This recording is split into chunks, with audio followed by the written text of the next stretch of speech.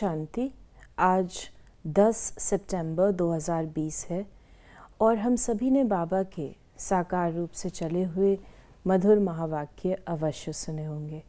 आज की मुरली का और अधिक स्पष्टीकरण देने के लिए हमारे साथ हैं आदरणीय आशा दीदी। ओम शांति दीदी। ओम शांति। बाबा ने कहा, मीठे बच्चे, बाप आए हैं तुम्हारी बैटरी चार्ज करने। जितना तुम याद में रहेंगे उतना बैटरी चार्ज होती रहेगी।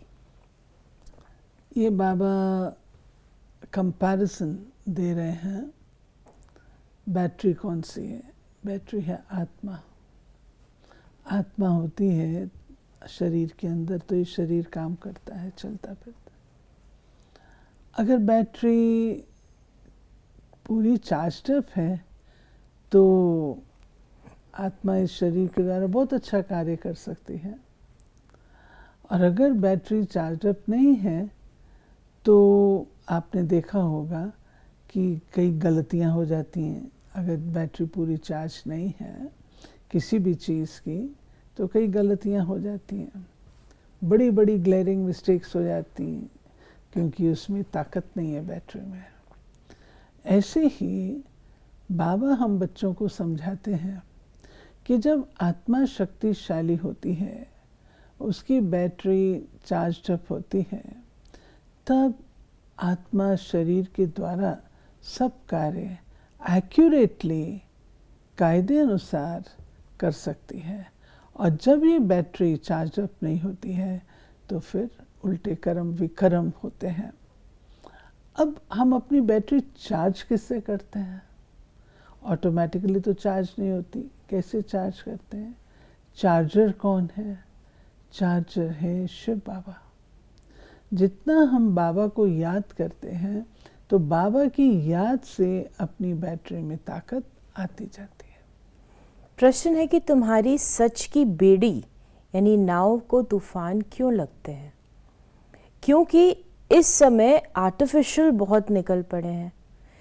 कोई अपने को भगवान कहते, कोई रिद्धि सिद्धि दिखाते, इसलिए मनुष्य सच को परख नहीं सकते। सच की बेड़ी को हिलाने की कोशिश करते हैं, परंतु तुम जानते हो कि हमारी सच की नाव कभी डूब नहीं सकती। आज जो विघन डालते हैं वो कल समझेंगे कि सद्गति का रास्ता यहाँ ही मिलना है। सबके लिए ये एक ही हट्टी है।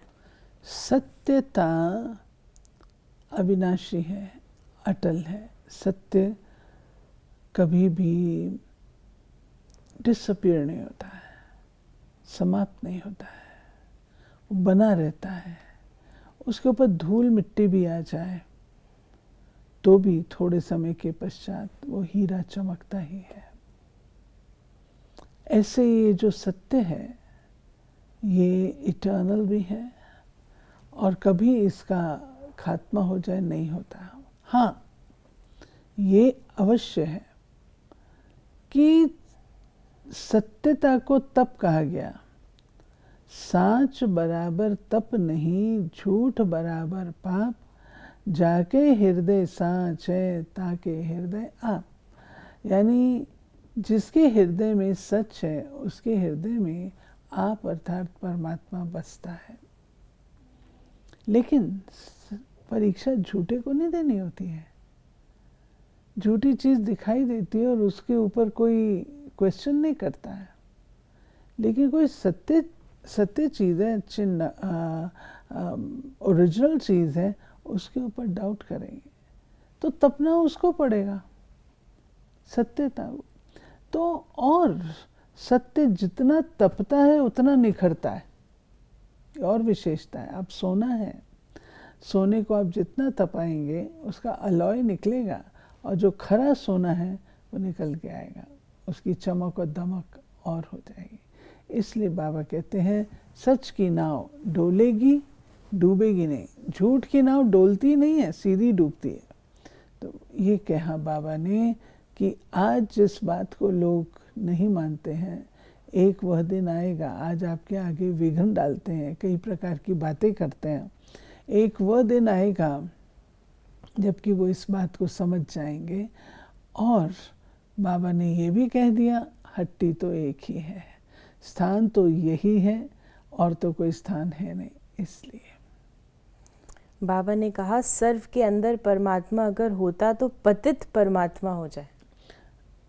हमने प्यार में और भोलेपन में बाबा के लिए कहा कि आप सर्वव्यापी हैं, सब जगह हैं, जहाँ हम देखते हैं वहाँ आप हमें नज़र आते हैं। लेकिन बाबा कहता है कि बच्चे थोड़ा लॉजिक तो अप्लाई करो। अगर मैं सब जगह हूँ, तुम तो मुझ पतित पावन को बुलाते हो, आकर हम पतितों को पावन बनाओ, तो क्या मैं पतित आत्माओं में हूँ? अगर ऐसा तो मैं भी पतित हो गया ना। ऐसा नहीं है, मैं पतित पावन हूँ। पतित पावन अर्थात पतित सृष्टि पर नहीं हूँ, पतितों को पावन बनाने के लिए आता हूँ और आकर के आपको पावन बना, तो मैं सर्वव्यापी नहीं हुआ। फिर बाबा ने कहा है कि बाप है सर्वशक्तिवान, आत्माएं कितनी ढेर है, सबको उस पावर से भरना है। और चार्जिंग के लिए भी बाबा ने कहा कि जो बैटरी डिस्चार्ज हो गई अब फिर चार्ज करनी है कैसे? बाबा कहते हैं मेरे से योग लगाओ। हर एक को देखना है कितना बाप को याद करते हैं। बाप को भूल जाने से ही बैटरी डिस्चार्ज होती है। जितना हम बाबा को याद करेंगे, जैसे हम लोग मोबाइल चार्ज करते हैं, मोबाइल चार्ज करते हैं तो कैसे करते हैं? चार्जर से कनेक्ट करते हैं। हम एक दूसरे के मोबाइल से कनेक्ट कर दें तो चार्ज होगा? नहीं होगा। तो ऐसे बाबा कहते हैं जो तुम एक दूसरे से समझो कि मुझे शक्ति मिल जाए, एनर्जी मिल जाए, वो नहीं मिलेगी। एनर्जी मिलेगी मुझसे, और मुझसे तुम जितना प्रीत रखेंगे, जितनी अपनी बुद्धि की तार मेरे साथ जोड़ेंगे, तो मैं तुम बच्चों को जिस वक्त पर जौन सी शक्ति की आवश्यकता है वो मैं तुम्हें दे सकता हूँ। अगर तुम चार्ज करने के लिए मेरे पास आओगे ही नहीं तो वे कहाँ से शक्ति पाओगे? ये सर्वशक्तिवान तो मैं ही हूँ। तुम जानते हो ज्ञान है दिन, भक्ति है रात, फिर रात से होता है वैराग्य, फिर दिन शुरू होता है। बाप कहते हैं रात को भूलो, अब दिन को याद करो। रात को भूलना ज़रूरी इसलिए है कि अभी हमने उसको छोड़ना ही है ना, उससे जाना है। तो जितनी हमें दिन की स्मृति रहेगी उतना हमसे रात भूलती जाएगी। तो असली बात है अपनी स्मृति में दिन को लाने की। तो दिन को अर्थात ज्ञान को, नई दुनिया को, नए गुणों को, नई संस्कृति को अपने जीवन में अपनाओ, तो ये जो अज्ञानता की अंधियारी रात है वो खत्म हो जाए।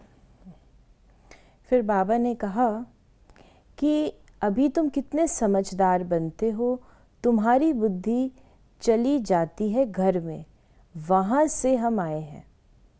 यहाँ सूक्ष्म वतन का तो मालूम पड़ गया। फिर इस प्रकार से बाबा ने और भी बताया कि तुम्हारी बुद्धि वहाँ घर में चली जाती है। अब बाप कहते हैं जितना याद करेंगे उतना ताकत आएगी। बाप से बहुत लव होना चाहिए। ये तो है ना, बाबा को याद करने से ताकत, मनुष्य आत्माओं को याद करने से ताकत घटती है, शिव बाबा को याद करने से ताकत बढ़ती है। ये बात हमको ध्यान पर सदा रखनी है। हम दो भुजाओं वाले पर इतना विश्वास रखते हैं, ये मैं बात उसको कहूँगी, ये बात मैं उससे पूछूंगी, ये बात मैं ऐसे कहूँ। और जो 1000 भुजाओं वाला है उसको हम पूछते ही नहीं है। कारण क्या है? बहुकाल से 2 भुजाओं वालों के ऊपर हम आधारित रहे हैं, 1000 भुजाओं वालों पर नहीं। तो 1000 भुजाओं वालों पर अगर हम गौर करेंगे, उसको संपर्क में रखेंगे, उससे शक्ति लेते रहेंगे तो शक्ति आएगी। मनुष्य आत्मा से तो घटेगी। फिर बाबा ने कहा कि यहाँ तुमको 2 बाप मिले हैं श्रृंगार कराने वाले। श्रृंगार भी अच्छा चाहिए, अर्थात सर्वगुण संपन्न बनना है। अपने से पूछना है, मेरे में कोई अवगुण तो नहीं है। मनसा में भल तूफान आते हैं, कर्मणा से तो कुछ नहीं करता हूँ। बाबा ने हमेशा हमको जो कर्मों की गुह्य गति बताई है, कर्मों की गुह्य गति की इम्पोर्टेंस अधिक है। संकल्पों की भी गुह्य गति है, वाणी भी कर्म है, परंतु बाबा कहते हैं कोई भी बात अगर कर्मणा में आ जाती है तो वह प्रत्यक्ष हो गई, रिकॉर्ड में आ गई, उसका प्रभाव पड़ेगा। आपके संकल्प में कोई बात चल रही है, वो दूसरे तक तो नहीं पहुंच रही है ना, वाइब्रेशन तो पहुंचते हैं, हमारी मान्यता ये है, लेकिन फिर भी वो आप तक सीमित है।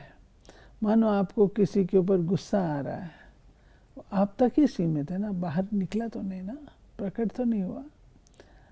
लेकिन अगर आपने गुस्सा कर लिया, तोड़ फोड़ कर ली, गाली गलौज कर लिया, तू मैं कर ली, तो वो तो रिकॉर्डेड हो गया ना।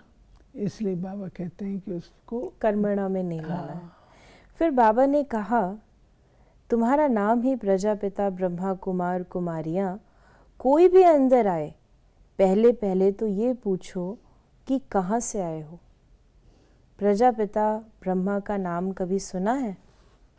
इस प्रकार से बाबा कहते उनसे पूछो। बाबा सेवा की भिन्न भिन्न युक्तियाँ बताते हैं। बाबा ने एक बार पहेलियाँ बनवाई थी और उस पहेली में एक पहेली ये थी कि तुम्हारा प्रजापिता ब्रह्मा के साथ क्या संबंध है। पहली पहेली थी तुम्हारा शिव बाबा के साथ क्या संबंध, पतित पावन, पूरी डिग्री लिखी, ज्ञान सागर पतित पावनी, उसके साथ तुम्हारा क्या संबंध। दूसरी थी प्रजापिता ब्रह्मा के साथ तुम्हारा क्या संबंध है, उसकी भी डिग्री लिखी थी। तीसरी थी कि पतित पावन कौन है, और चौथी थी गीता का भगवान कौन है। ऐसे 4 बाबा ने बताया। फिर बाबा ने कहा कि ब्रह्मा का बाप जरूर भगवान ही होगा। क्योंकि उसका कोई पिता नहीं है। क्यों नहीं है, ये भी कारण है ना।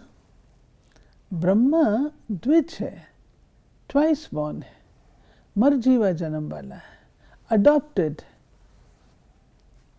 तो शरीर का पिता तो ब्रह्मा का है, दादा लेखराज का शरीर का पिता तो है, लेकिन ब्रह्मा का कोई पिता नहीं है, क्योंकि भगवान है। हाँ, भगवान जो आकर के उनको नाम ब्रह्मा देते हैं, और पुराण मर जीवा जन्म है ना, इसलिए उनका कोई शारीरिक पिता नहीं है, वो केवल शिव बाबा ही है।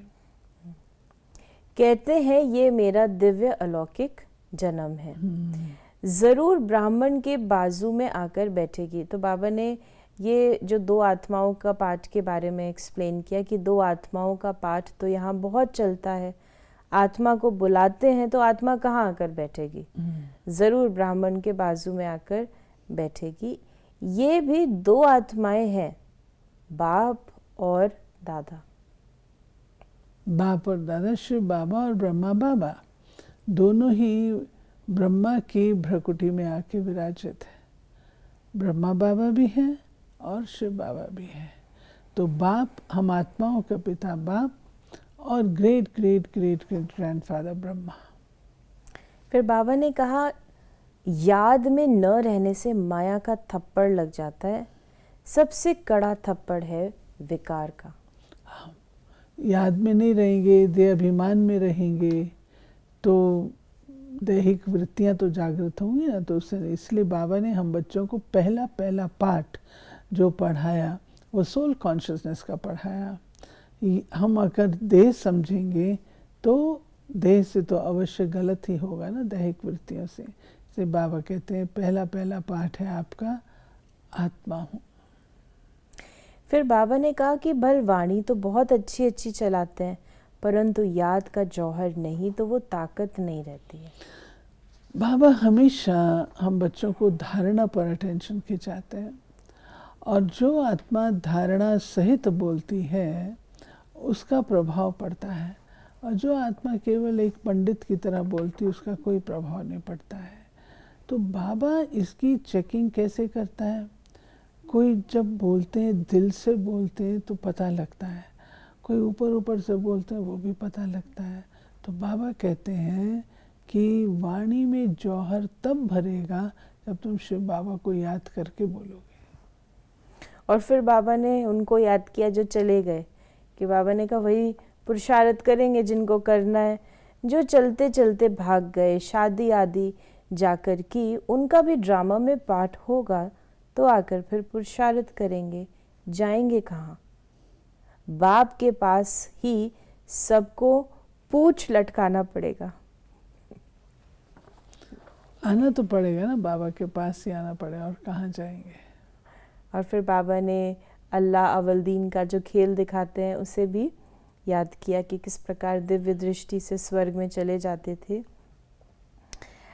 आज की मुरली में वरदान है जो हमें बाबा ने दिया कि प्रवृत्ति में रहते मेरेपन का त्याग करने वाले सच्चे ट्रस्टी मायाजीत भव। जैसे गंदगी में कीड़े पैदा होते हैं, वैसे ही जब मेरापन आता है तो माया का जन्म होता है। मायाजीत बनने का सहज तरीका है स्वयं को सदा ट्रस्टी समझो। ब्रह्मा कुमार माना ट्रस्टी। ट्रस्टी की किसी में भी अटैचमेंट नहीं होती क्योंकि उनमें मेरापन नहीं होता।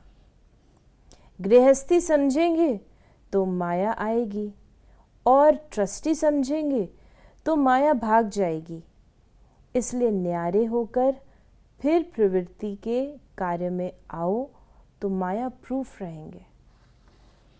बाबा ने हम बच्चों को न्यारेपन के, बाबा आप देखेंगे बाबा प्यारेपन के लिए नहीं कहते हैं, हमेशा बाबा न्यारा बनने के लिए कहते हैं। क्योंकि बहुकाल से हम इन सब बातों से अटैच्ड, तो बाबा उससे मुक्त करके हमको कहते हैं तुम न्यारे बनो। अर्थात जब उससे छूटोगे तब जो मैं सुनाता हूँ तब ही अच्छी तरह से धारणा में आ सकेगा। ये नहीं कि मैं वो सुनूँ तो डिटैच हूँ। कायदा ये है कि छोड़ो तो छूटो। जब छोड़ेंगे, न्यारे होंगे, तब बाबा से जो प्यारेपन की बातें हैं वो समा सकेंगे। आज का स्लोगन है, जहाँ अभिमान होता है वहाँ अपमान की फीलिंग जरूर आती है। जो व्यक्ति अभिमानी है वही अपमानित समझता है। जिसको अभिमान नहीं है तो वो तो ऐसा नहीं समझेगा। इंसल्ट कराना अपने हाथ में है। कोई अगर कितना ही बोले आप उसको एक्सेप्ट करेंगे तब तो इंसल्टेड फील करेंगे। अगर आप सोचते हैं नहीं ये बेचारा बोल रहा है तो देखिए अभिमानी। तो ये थे बाबा के आज के मधुर महावाक्यों का और अधिक स्पष्टीकरण। यदि आपके मन में भी कोई प्रश्न है तो आप अपने प्रश्नों को व्हाट्सएप कर सकते हैं 8826599309 पर, और हम आपके प्रश्नों का उत्तर प्रश्नोत्तरी कार्यक्रम में लेने का प्रयास करेंगे। ओम शांति।